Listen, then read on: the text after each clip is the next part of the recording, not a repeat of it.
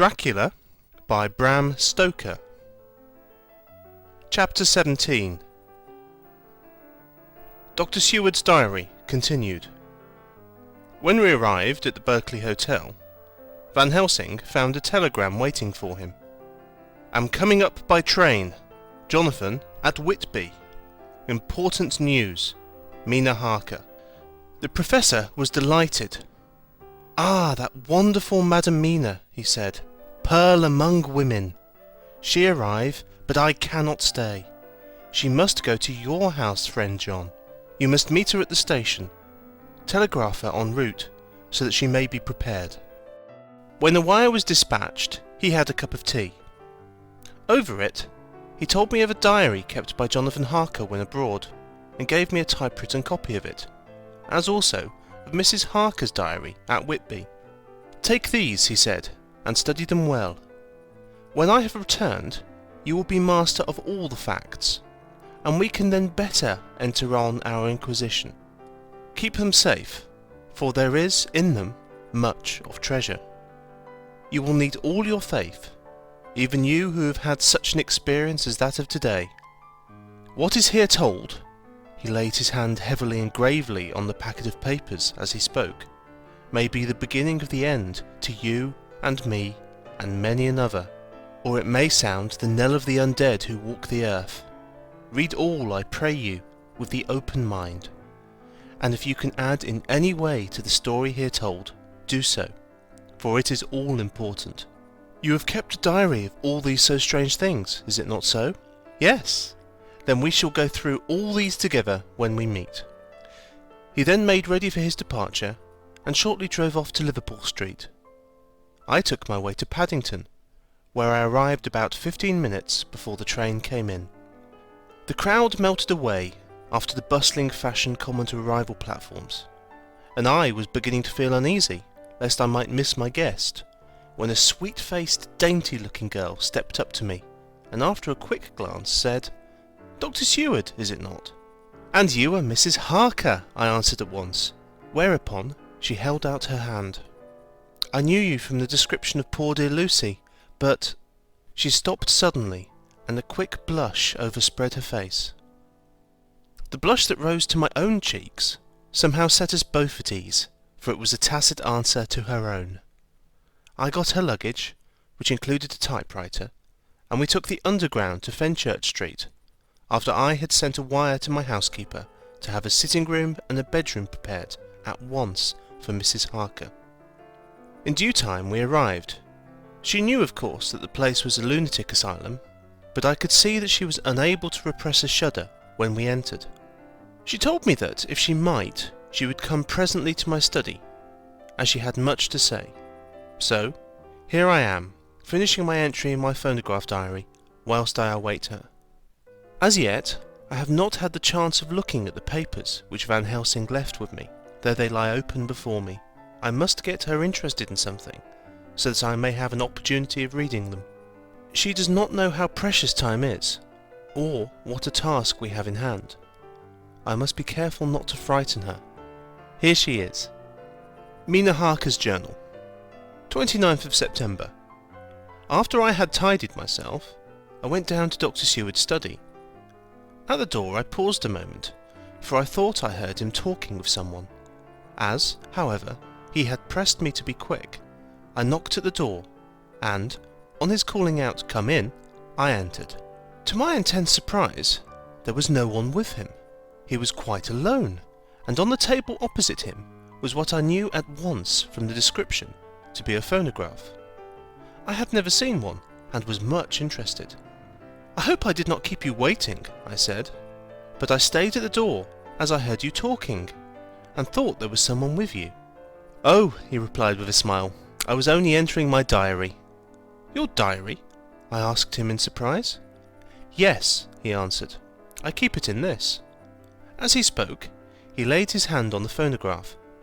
I felt quite excited over it, and blurted out, "Why, this beats even shorthand. May I hear it say something?" "Certainly," he replied with alacrity, and stood up to put it in train for speaking.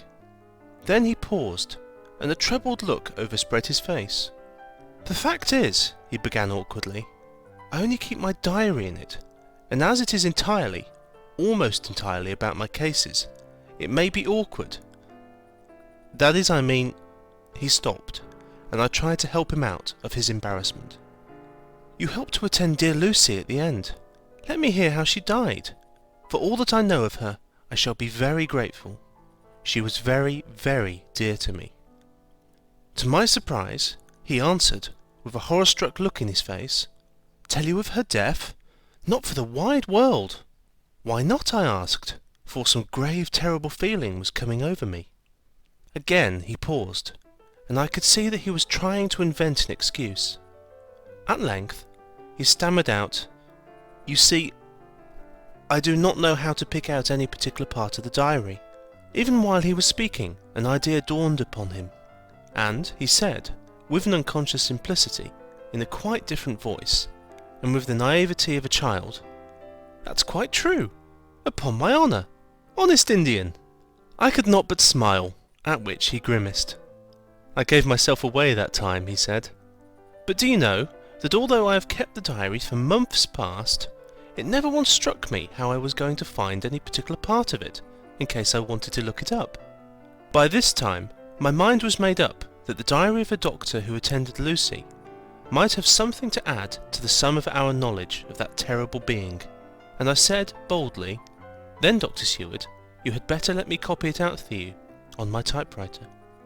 He grew to a positively deathly pallor, as he said, 'No, no, no, for all the world, I wouldn't let you know that terrible story.' Then it was terrible. My intuition was right. For a moment I thought, and as my eyes ranged the room, unconsciously looking for something or some opportunity to aid me, they lit on the great batch of typewriting on the table.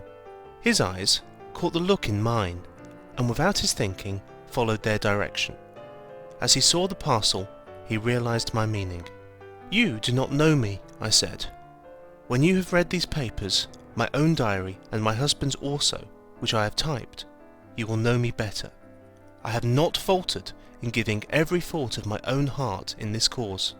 But, of course, you do not know me yet, and I must not expect you to trust me so far. He is certainly a man of noble nature. Poor dear Lucy was right about him." He stood up and opened a large drawer, in which were arranged, in order, a number of hollow cylinders of metal covered with dark wax, and said, "You are quite right.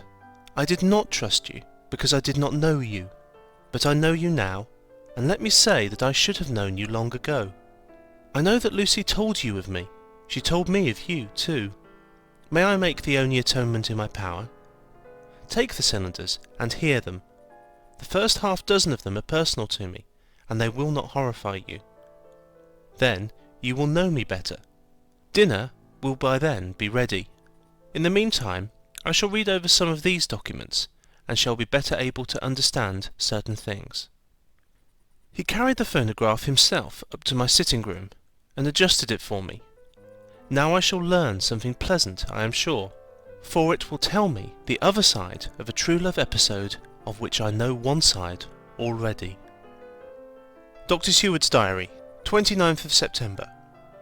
I was so absorbed in that wonderful diary of Jonathan Harker, and that other of his wife, that I let the time run on without thinking.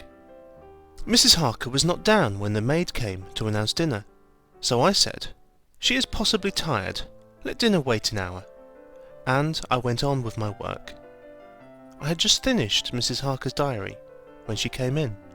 She looked sweetly pretty, but very sad, and her eyes were flushed with crying.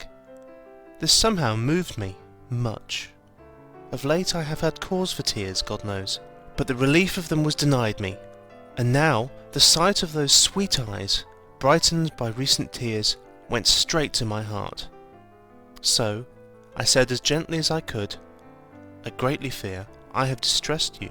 "Oh no, not distressed me," she replied, "but I have been more touched than I can say by your grief. That is a wonderful machine, but it is cruelly true. It told me, in its very tones, the anguish of your heart. It was like a soul crying out to Almighty God. No one must hear them spoken ever again. See, I have tried to be useful. I have copied out the words on my typewriter, and none other need now hear your heartbeat as I did. No one need ever know, shall ever know, I said in a low voice. She laid her hand on mine and said, very gravely, "Ah, but they must." Must? But why? I asked. Because it is a part of the terrible story, a part of poor Lucy's death and all that led to it. Because, in the struggle which we have before us to rid the earth of this terrible monster, we must have all the knowledge and all the help which we can get.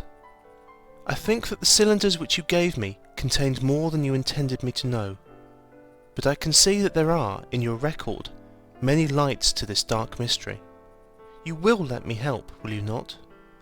I know all up to a certain point, and I see already, though your diary only took me to the 7th of September, how poor Lucy was beset, and how her terrible doom was being wrought out. Jonathan and I have been working day and night since Professor Van Helsing saw us. He has gone to Whitby to get more information, and he will be here tomorrow to help us. We need to have no secrets amongst us. Working together, and with absolute trust, we can surely be stronger than if some of us were in the dark. She looked at me so appealingly, and at the same time manifested such courage and resolution in her bearing, that I gave in at once to her wishes. "You shall," I said, "do as you like in the matter.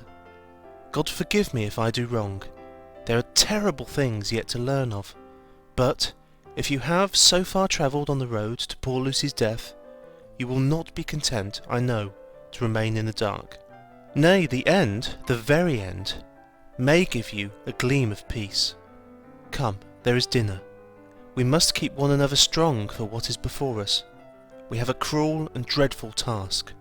When you have eaten, you shall learn the rest, and I shall answer any questions you ask, if there be anything which you do not understand, though it was apparent to us who were present." Mina Harker's Journal, 29th of September. After dinner, I came with Dr. Seward to his study. He brought back the phonograph from my room, and I took a chair and arranged the phonograph so that I could touch it without getting up, and showed me how to stop it in case I should want to pause. Then he very thoughtfully took a chair with his back to me, so that I might be as free as possible, and began to read. I put the forked metal to my ears and listened. When the terrible story of Lucy's death and all that followed was done, I lay back in my chair, powerless.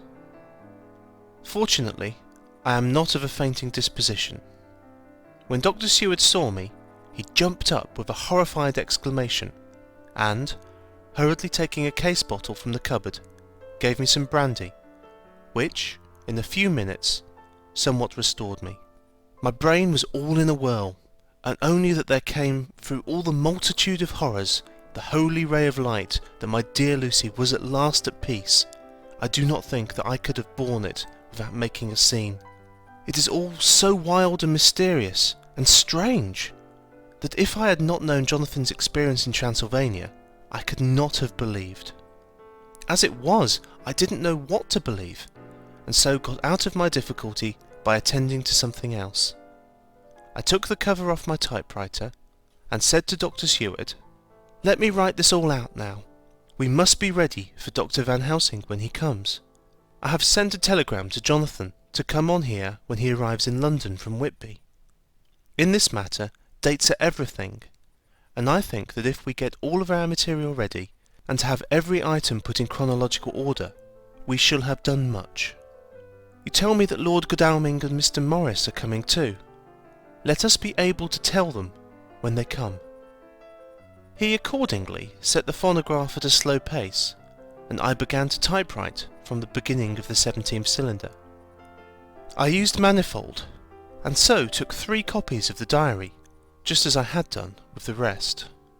It was late when I got through, but Dr. Seward went about his work of going his round of the patients. When he had finished, he came back and sat near me, reading, so that I did not feel too lonely whilst I worked. How good and thoughtful he is.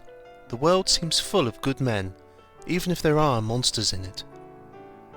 Before I left him, I remembered what Jonathan put in his diary of the Professor's perturbation at reading something in an evening paper at the station at Exeter.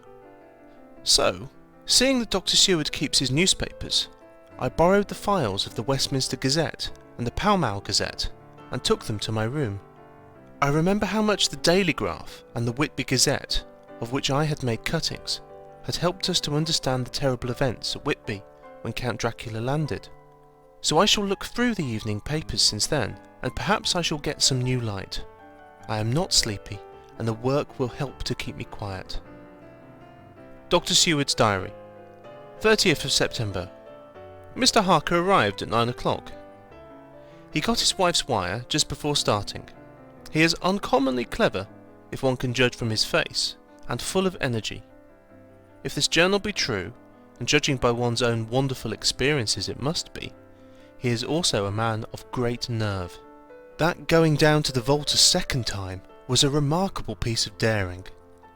After reading his account of it, I was prepared to meet a good specimen of manhood, but hardly the quiet, businesslike gentleman who came here today. Later, after lunch, Harker and his wife went back to their own room, and as I passed a while ago, I heard the click of the typewriter. They are hard at it. Mrs. Harker says that they are knitting together in chronological order every scrap of evidence they have. Harker has got the letters between the consignee of the boxes at Whitby and the carriers in London who took charge of them. He is now reading his wife's transcript of my diary. I wonder what they will make out of it. Here it is. Strange that it never struck me that the very next house might be the Count's hiding place. Goodness knows that we had enough clues from the conduct of the patient Renfield. The bundle of letters relating to the purchase of the house were with the transcript. Oh, if we had only had them earlier, we might have saved poor Lucy. Stop, that way madness lies. Harker has gone back, and is again collecting material. He says that by dinner time they will be able to show a whole connected narrative. He thinks that in the meantime I should see Renfield, as, hitherto, he has been a sort of index to the coming and going of the Count. I hardly see this yet, but when I get at the dates, I suppose I shall. What a good thing that Mrs. Harker put my cylinders into type.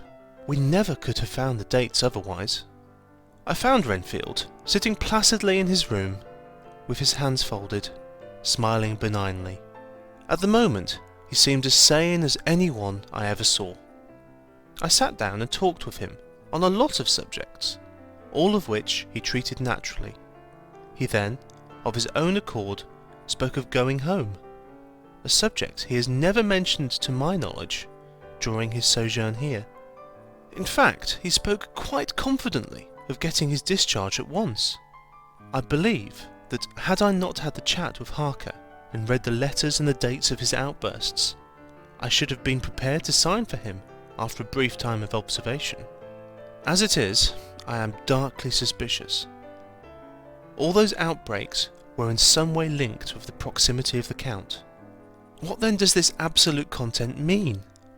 Can it be that his instinct is satisfied as to the vampire's ultimate triumph?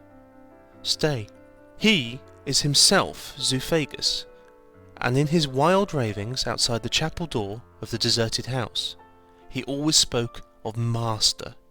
This all seems confirmation of our idea. However, after a while I came away.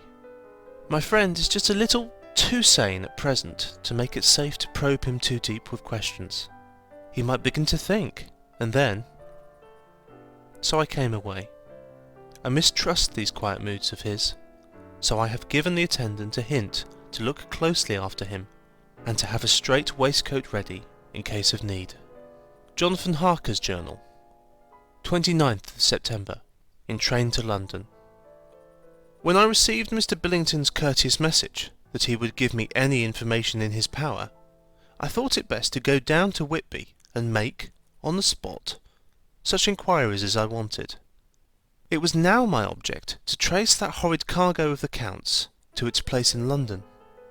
Later, we may be able to deal with it. Billington Jr., a nice lad, met me at the station and brought me to his father's house, where they had decided that I must spend the night. They are hospitable, with true Yorkshire hospitality, give a guest everything and leave him to do as he likes. They all knew that I was busy and that my stay was short, and Mr. Billington had ready, in his office, all the papers concerning the consignment of boxes. It gave me almost a turn to see again one of the letters which I had seen at the Count's table, before I knew of his diabolical plans. Everything had been carefully thought out, and done systematically and with precision. He seems to have been prepared for every obstacle which might be placed by accident in the way of his intentions being carried out. To use an Americanism, he had taken no chances, and the absolute accuracy with which his instructions were fulfilled was simply the logical result of his care. I saw the invoice and took note of it.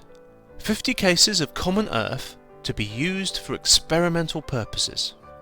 Also, the copy of the letter to Carter Paterson, and their reply. Of both these I got copies. This was all the information Mr. Billington could give me, so I went down to the port and saw the coastguards, the customs officers and the harbour master, who, kindly, put me in communication with the men who had actually received the boxes. Their tally was exact with the list, and they had nothing to add to the simple description, 50 cases of common earth, except that the boxes were main and mortal heavy, and that shifting them was dry work. One of them added that it was hard lines, that there wasn't any gentleman such like as like yourself, squire, to show some sort of appreciation of their efforts in a liquid form. Another put in a rider that the first then generated was such that even the time which had elapsed had not completely allayed it. Needless to add, I took care before leaving to lift, forever and adequately, this source of reproach. 30th of September. The station master was good enough to give me a line to his old companion, the station master at King's Cross, so that when I arrived there in the morning, I was able to ask him about the arrival of the boxes. He, too, put me at once in communication with the proper officials, and I saw that their tally was correct with the original invoice. The opportunities of acquiring an abnormal first had been, here, limited. A noble use of them had, however, been made, and again I was compelled to deal with the result in ex post facto manner. From thence, I went to Carter Paterson's central office, where I met with the utmost courtesy. They looked up the transaction in their daybook and letterbook, and at once telephoned to their King's Cross office for more details.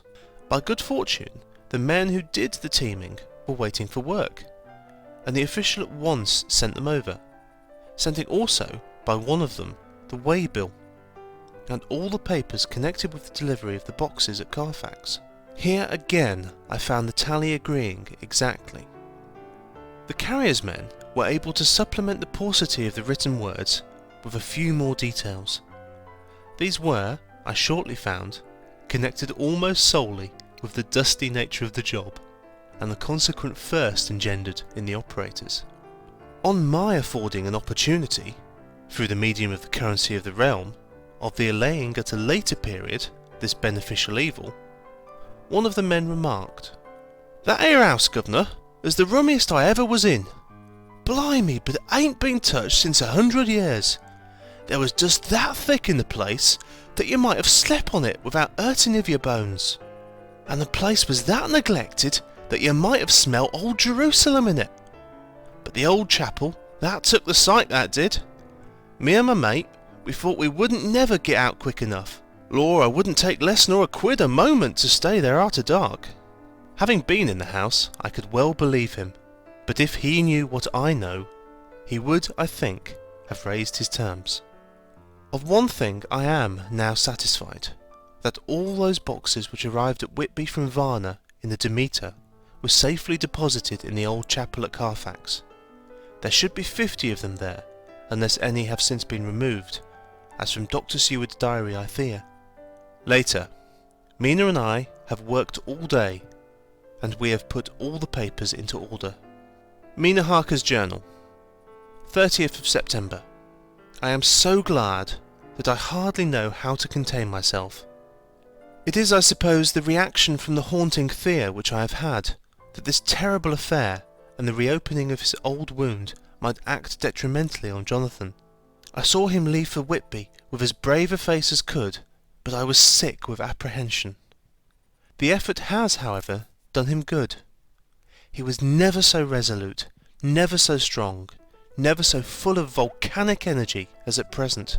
It is just as that good dear Professor Van Helsing said, he is true grit, and he improves under strain that would kill a weaker nature. He came back full of life, and hope, and determination. We have got everything in order for tonight. I feel myself quite wild with excitement. I suppose one ought to pity anything so hunted as the Count. That is just it. This thing is not human, not even a beast. To read Dr. Seward's diary of poor Lucy's death, and what followed, is enough to dry up the springs of pity in one's heart. Later, Lord Godalming and Mr. Morris arrived earlier than we expected. Dr. Seward was out on business, and had taken Jonathan with him, so I had to see them. It was to me a painful meeting, for it brought back all poor dear Lucy's hopes of only a few months ago. Of course, they had heard Lucy speak of me, and it seemed that Dr. Van Helsing, too, had been quite blowing my trumpet, as Mr. Morris expressed it. Poor fellows, neither of them is aware that I know all about the proposals they made to Lucy. They did not quite know what to say or do, as they were ignorant of the amount of my knowledge, so they had to keep on neutral subjects. However, I thought the matter over, and came to the conclusion that the best thing I could do would be to post them on affairs right up to date.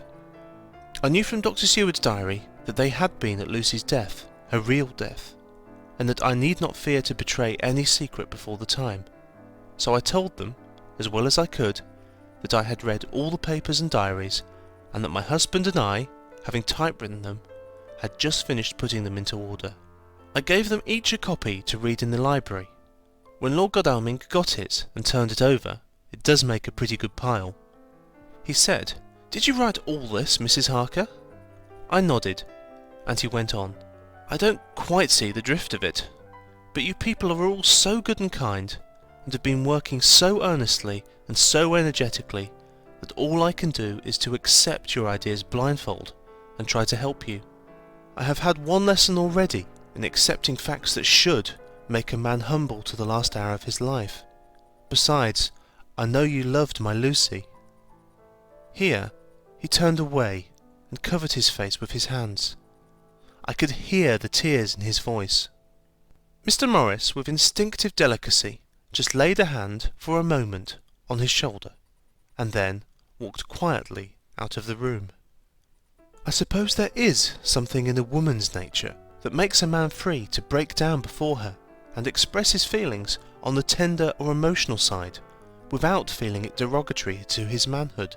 For, when Lord Godalming found himself alone with me, he sat down on the sofa and gave way utterly and openly. I sat down beside him and took his hand. I hope he didn't think it forward of me, and that if he ever thinks of it afterwards, he will never have such a thought. There I wrong him. I know he never will. He is too true a gentleman. I said to him, for I could see that his heart was breaking, "I loved dear Lucy, and I know what she was to you, and what you were to her. She and I were like sisters, and now she is gone.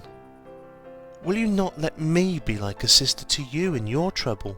I know what sorrows you have had, though I cannot measure the depth of them. If sympathy and pity can help in your affliction, won't you let me be of some little service for Lucy's sake?"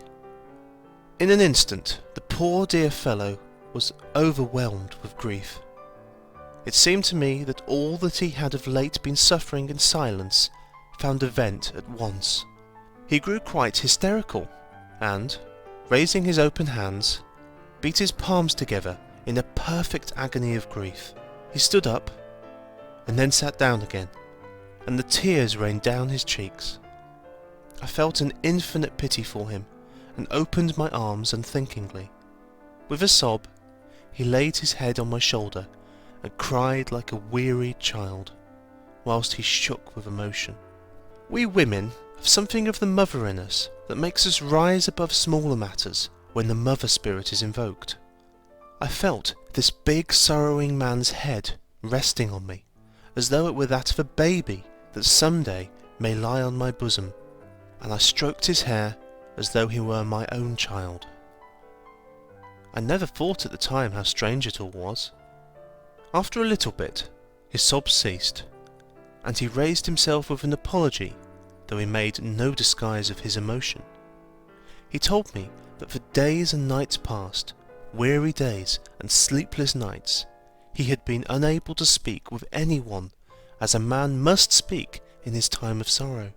There was no woman whose sympathy could be given to him, or with whom, owing to the terrible circumstances with which his sorrow was surrounded, he could speak freely. "I know now how I suffered," he said, as he dried his eyes, "but I do not know even yet, and none other can ever know, how much your sweet sympathy has been to me today. I shall know better in time, and believe me that though I am not ungrateful now, my gratitude will grow with my understanding. You will let me be like a brother, will you not, for all our lives, for dear Lucy's sake?" "For dear Lucy's sake," I said, as we clasped hands. "Aye, and for your own sake," he added, "for, if a man's esteem and gratitude are ever worth the winning, you have won mine today. If ever the future should bring to you a time when you need a man's help, believe me, you will not call in vain. God grant that no such time may ever come to you to break the sunshine of your life, but if it should ever come, promise me that you will let me know." He was so earnest, and his sorrow was so fresh, that I felt it would comfort him. So I said, "I promise." As I came along the corridor, I saw Mr. Morris looking out of a window. He turned as he heard my footsteps. "How is Art?" he said. Then, noticing my red eyes, he went on, "Ah, I see you have been comforting him. Poor old fellow, he needs it. No one but a woman can help a man when he is in trouble of the heart, and he had no one to comfort him. He bore his own trouble so bravely that my heart bled for him. I saw the manuscript in his hand, and I knew that when he read it, he would realize how much I knew. So I said to him, I wish I could comfort all who suffer from the heart. Will you let me be your friend, and will you come to me for comfort if you need it? You will know later why I speak." He saw that I was in earnest, and stooping, took my hand, and, raising it to his lips, kissed it. It seemed but poor comfort to so brave and unselfish a soul, and, impulsively, I bent over and kissed him. The tears rose in his eyes, and there was a momentary choking in his throat. He said, quite calmly, "Little girl, you will never forget that true-hearted kindness so long as ever you live." Then he went into the study to his friend. Little girl, the very words he had used to Lucy, and oh, but he proved himself a friend. The end of chapter 17.